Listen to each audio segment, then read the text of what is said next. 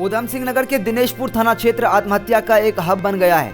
पिछले 6 महीने में कई छात्र छात्राएं, कई युवाएं, कई महिलाओं ने मामूली बात को लेकर सुसाइड किया। इसी को लेकर स्थानीय समाज सेवाओं ने आज एक गोष्ठी का आयोजन किया गया, जिसमें वरिष्ठ समाज सेवी रविशंकर, भाजपा नेता हिमांशु सरकार, नारायण शाह, सरकारी अध्यापक मनोज राय एवं थाना अध्यक्ष अनिल उपाध्याय सभी लोगों ने अपना अपना विचार रखा। आखिर समाज में आत्महत्या का कारण क्या है? मामूली बात को लेकर क्यों युवा पीढ़ी आत्महत्या कर लेते हैं? समाज में कहां कमी हो रही है? इसी को लेकर गंभीर चिंतन की गई। वरिष्ठ समाज सेवी रवि सरकार का कहना है कि पुलिस प्रशासन एवं हम लोग गांव-गांव में जाएंगे, लोगों से आमने सामने संवाद करेंगे, विशेषकर युवाओं के साथ, और साथ ही साथ सभी के माँ बाप को अपने बच्चों के साथ भी समय निकालकर बातचीत करनी चाहिए। भाजपा नेता हिमांशु सरकार का कहना है कि 90 के दशक में भी कई लोगों ने आत्महत्या की थी, जिसके बाद वर्षों बीत जाने के बाद फिर से वही देखने को मिल रहा है। हमारे व्यस्त जीवन में बच्चों के एवं परिवार के साथ बैठने का समय नहीं निकाल पाते हैं। हमारे बच्चे कहाँ जा रहे हैं, क्या चाहते हैं, क्या हम कभी उनके साथ बातचीत नहीं कर सकते हैं, जिस कारण बच्चे डिप्रेशन में चले जाते हैं और आज आत्महत्या करने पर मजबूर हो रहे हैं, आत्महत्या कर रहे हैं। वहीं थानाध्यक्ष अनिल कुमार उपाध्याय का कहना है कि विशेषकर दिनेशपुर थाना क्षेत्र में पिछले 6 महीने में कई लोगों ने आत्महत्या की है। हम लोग जागरूक करते हैं, हमारे यहाँ पर महिला हेल्पलाइन, पुलिस लाइन में भी हेल्पलाइन है, काउंसलिंग करते हैं, और अगर कोई भी दिक्कत है तो अपने परिवार में बात करें, हमेशा कर बात करें, उनका समाधान हम करेंगे। लेकिन इस प्रकार आत्महत्या करना महापाप है और इसके लिए हमारे समाज को भी जागरूक होना चाहिए। आज विद्यासागर में एक सुंदर विचार गोष्ठी का आयोजन किया गया। विषय था समाज में बढ़ते हुए आत्महत्या। तो एक यहाँ पे बहुत ही काफ़ी 2 लोग यहाँ इकट्ठे हुए, लगभग 2-2.5 घंटे से चर्चा हुआ और एक विषय निकल के आया कि बच्चे जो आत्महत्या कर रहे हैं, कहीं ना कहीं कम्युनिकेशन क्या है, कहीं ना कहीं जो उनके अंदर जो पीड़ा होती है वो पीड़ा किसी शेयर नहीं करती। अगर उसको कोई पीड़ा है तो अपने माँ बाप से शेयर करें, अपने आसपास के दोस्तों से शेयर करें, तो कोई समाधान जरूर निकलेगा। और उसका जब समाधान निकलेगा तो उससे कोई एक परिणाम निकल के आएगा और उसमें आत्महत्या रुकेगी। तो मैं हमारी युवा पीढ़ी से अनुरोध करना चाहूँगा कि आपके अंदर कोई परेशानी है तो आत्महत्या कोई परेशानी का समाधान नहीं है। आप आत्महत्या से दूर रहें और अपने परेशानी को लोगों के साथ शेयर करें, अपने माँ बाप के साथ शेयर करें। किन्हीं कारण के साथ अगर अपने माँ बाप के साथ उस बात को शेयर नहीं कर पा रहे तो अपने यार दोस्तों के साथ, अपने आसपास के बुजुर्गों के साथ शेयर करेंगे तो कोई ना कोई ज़रूर समाधान निकल के आएगा और आत्महत्या से ज़रूर दूर रहें।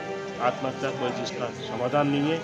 अपने आप से प्रेम करें, अपने माँ बाप का जिन्होंने आपको इस लायक बनाया, पढ़ लिख के आगे बढ़ा रहे हैं, और पढ़ें, पढ़ाई में प्रेम करें, ना कि अन्य चीज़ों से। क्या लगता है, जैसे डॉक्टर व साइकोलॉजी के ये कहना है कि एक साथ परिवार के लोग बैठ के खाना वगैरह नहीं खाते, एक साथ बैठ के कोई भी विचार नहीं करते, जैसे कि पहले साहब भोज का एक परंपरा था कि शाम को सब एक साथ बैठ के परिवार के लोग भोजन करते थे और सुख दुख की बातें आपस में शेयर करते थे। वो धीरे धीरे जो हमारे काम काज जिंदगी उसको विलुप्त कर दिया।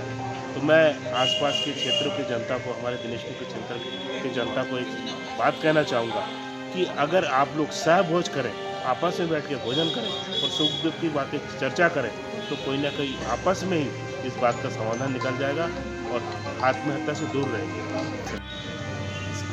की एक तरीका है, ये समझता हूँ कि जो बच्चों की, इंसान की जो बुनियादी शिक्षा है वो परिवार से होती है।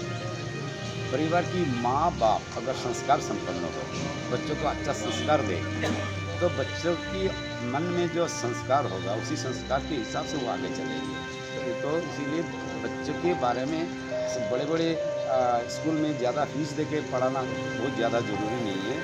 किसी सरकारी स्कूल में भी पढ़ाए बच्चों को, लेकिन अच्छा संस्कार घर में दे, और घर में अच्छा संस्कार और जो आत्मविश्वास जागृत करे। बच्चे डिप्रेशन में इसीलिए आते, बच्चों के पास डिमांड बहुत ज़्यादा है, हमें ये चाहिए वो चाहिए। अब इस डिमांड की पूरा करने के लिए या तो किसी की चाहत के लिए बच्चे सहारा नहीं मिलता है, वो सुसाइड कर लेते हैं। सुसाइड करना कोई समाधान नहीं है, आत्महत्या करना कोई समाधान नहीं है। बच्चे की माँ बाप की चाहिए बच्चों को अपना दोस्त की तरह इतना प्यार दे और उसको समझाए और उसको हिम्मत बांधे। और स्कूल की जो टीचर है उनको भी चाहिए कि बच्चों को फिजिकली जो शिक्षा है के साथ साथ उसको स्पिरिचुअल शिक्षा भी दे, उसको आध्यात्मिक ज्ञान की भी जरूरत है, आत्मविश्वास जागृत करने के लिए।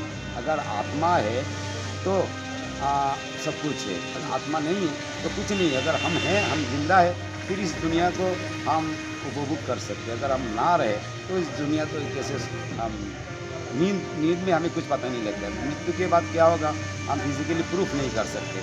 शास्त्र में लिखा हुआ है मृत्यु के बाद अलग अलग धर्म में अलग अलग सिद्धांत है, लेकिन सारे धर्म की यही सिद्धांत है कि जब तक जीवन है उसको जीवन को उपभोग करने के लिए ज्ञान चाहिए, विद्या चाहिए, बुद्धि चाहिए और आत्मविश्वास चाहिए। आत्मविश्वास के साथ कोई जीतेगा या हारेगा ऐसा कुछ नहीं है। ज़िंदगी एक लड़ाई है, स्ट्रगल है। इसको हमेशा जब तक एक पुरानी फिल्म की एक गीत है, यारो चलो उठो भागो दौड़ो, मरने से पहले जीना ना छोड़ो। मरने से पहले अगर जो जीना छोड़ना चाहे तो क्या है। अब ये मोटिवेशन करना जरूरी है बच्चों को। ठीक है। तो आपके माध्यम से आपके चैनल को बहुत बहुत धन्यवाद करना चाहूँगा गौतम सरकार जी। और मेन चीज़ ये है कि वर्तमान इस क्षेत्र और समाज की एक ज्वलंत समस्या है आत्महत्या और उसी के साथ नशा। मतलब युवा पीढ़ी क्या हो रहा है कि जरा सी परेशानी से बचने के लिए या तो नशे को गले लगा रहे हैं या फिर आत्महत्या को गले लगा रहे हैं। हम लोगों का ये प्रयास है कि हम एक सुसाइड अवेयरनेस काउंसलिंग विभिन्न ग्रामों में चलाएं, जहाँ जाकर युवा युवती और उनके माँ बाप के साथ हम लोग बैठे डिस्कस करें और उन्हें ये समझाने का प्रयास करें कि किसी भी परेशानी का हल मौत को गले लगाना नहीं है, बल्कि उससे लड़ना, उसका सामना करना और उसके बाद जीत दर्ज करना, उसे यादगार बनाना ही हमारा कर्तव्य बनता है। और सबसे बढ़कर कि यदि हम जरा सी परेशानी की वजह से मौत को गले लगाते हैं तो कहीं ना कहीं देखिए कि हमारे पीछे हमारे माँ बाप हैं, भाई बहन हैं, परिवार है, कहीं कहीं बीवी बच्चे हैं। उनकी ज़िंदगी का क्या होगा, जीवन भर वो जिस दर्द को झेलेंगे, क्या मौत के बाद भी हमारी आत्मा को सुकून मिलेगी? ये सारी चीज़ें जब उन युवाओं के दिलों में हम लोग एक बार बैठा पाएंगे तो यही प्रयास हम लोगों का चल रहा है। साथ में विभिन्न जो स्कूल है आसपास के, इन स्कूलों में मॉर्निंग असेंबली में हमें गुरु लोगों का साथ मिल रहा है, जो आए भी थे और उन्होंने कहा भी है कि हम भी अपनी तरफ से बच्चों के अंदर ये भावना डालेंगे किस तरीके से सुसाइड और ये स्मोकिंग ड्रिंकिंग इससे आदमी दूर रहे, युवा दूर रहे। हम प्रयास करेंगे, हम लोग भी जाएंगे, जाके हम लोग भी अपने इस तरह से नुक्कड़ नाटकों के माध्यम से उन्हें समझाएंगे। और एक चीज़ हमें ये भी लगता है कि देखिए इसमें परिवार में हम लोग एक दूसरे को समय बहुत कम दे रहे हैं, चाहे पति पत्नी हो, बेटा बाप हो, माँ बेटी हो, भाई बहन हो, क्योंकि हमारा समय ज़्यादातर जा रहा है फेसबुक, व्हाट्सअप, इंस्टाग्राम, रील्स, इन्हीं चीज़ों में। हम लोग एक दूसरे को समय नहीं दे रहे, इसलिए क्या है कि हम लोग एक दूसरे टूट भी रहे हैं। इन चीज़ों को भी हम थोड़ा सा समाप्त करने की बात नहीं करते, लेकिन अगर इन सोशल मीडिया से थोड़ा सा समय निकाल के हम अपने परिवारों को देंगे तो कहीं ना कहीं से हमें कुछ चीज़ों के लिए बाहर नहीं भागना पड़ेगा, हमें परिवार में मिलेगा। और इस जो आत्महत्या की दर, नशे की दर, इसको हम ख़त्म करने की बात नहीं करते, लेकिन कहीं ना कहीं हम रोक सकते हैं और थोड़ा कम कर सकते हैं। और वही प्रयास हमारा है जिसमें पूरी मीडिया हमारे साथ है, साथ दे रही है। धन्यवाद उनका। जो विभिन्न स्कूलों के हमारे टीचर्स हैं वो भी साथ दे रहे हैं, उनका भी बहुत बहुत धन्यवाद। थाना प्रशासन हमें बहुत सहयोग कर रहे हैं। मैंने हमारे एसओ साहब है, वो तो कह रहे रवि भाई कि आप जिस गांव में भी जाएंगे, ज़रूरत पड़ेगी तो मैं स्वयं वहाँ जाऊँगा हमारे युवाओं को समझाने।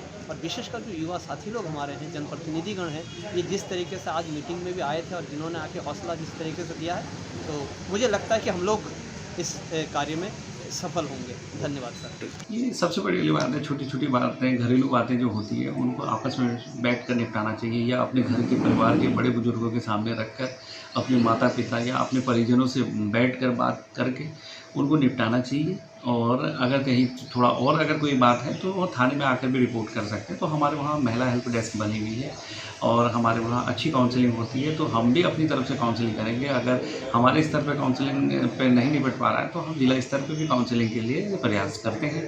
तो आदमी को एकदम ये इस तरीके का कदम नहीं उठाना चाहिए। मैं सभी लोगों से ये कहना चाहूँगा कि घर में घरेलू विवाद होते रहते हैं और ज़िंदगी अमूल्य है, और ज़िंदगी को इस तरीके से अपना बर्बाद ना करें। और आप पे माँ बाप और परिवार हर किसी की आस है, और इस आस को बना के रखें और किसी भी बात को अपने आस पड़ोस या माध्यम से सुलझा कर ही करें, और इस तरीके का गलत